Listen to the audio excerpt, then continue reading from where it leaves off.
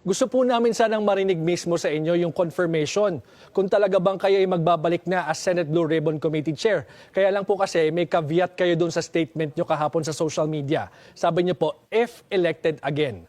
Ano po ba talaga yung ibig sabihin nito? Tama yun, kasi deemed resigned ako as chairman ng Blue Ribbon Committee. At ang resumption ng session namin ay November 10. So kailangan magkaroon ng election uli ng chairman ng committee.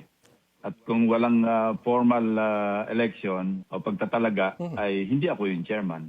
Ibig sabihin po, isasalang pa sa plenaryo kung kayo ay kanilang pipiliin ulit at magbabalik sa Blue Ribbon. Is that the case? Tama yun. Yun ang tamang proseso. Okay. Pakipaliwanag nyo lang po ito, Senator Ping. Kasi kapag bumalik kayo sa Blue Ribbon as Blue Ribbon Committee Chair, sinabi nyo po na nanganganib di umano yung Senate presidency ni SP Soto. Pero nabanggit po ni SP na so be it. Ano po yung masasabi nyo rito? Yes, nag-usap kami tungkol dyan kasi nga yung aking pag-resign, naramdaman ko yung, kasi kami bilang mga chairpersons ng mga komite, siyempre we serve at the pleasure of our peers kasi elected kami sa plenaryo.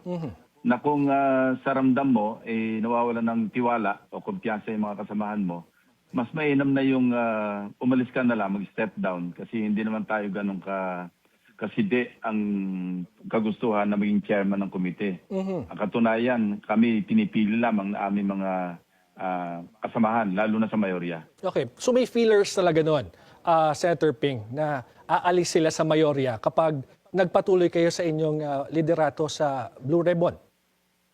Yes, may mga pahayag na gano'n na narinig naman natin mismo sa media statements, sa mga press statements ng aking mga kasamahan. So yun ang aking sinalang-alang kasi in the first place, kung mawawala sa mayorya ang aming grupo at maaalis bilang Senate President si Senate President Soto, ano Blue Ribbon Committee yung pag-uusapan namin? Siyempre, lilipat yun sa bagong mayorya.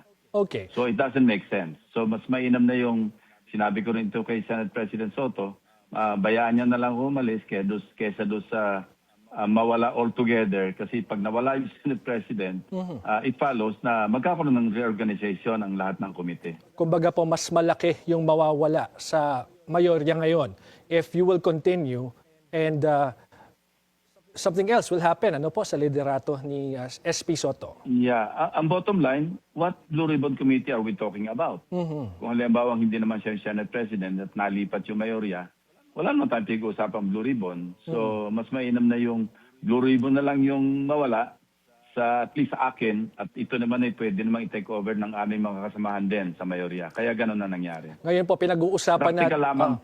Sabi ko nga, practical lamang yung aking dahilan kung bakit ako yung nag-decide na at sumulat para mag-tender ng aking resignation bilang chairman.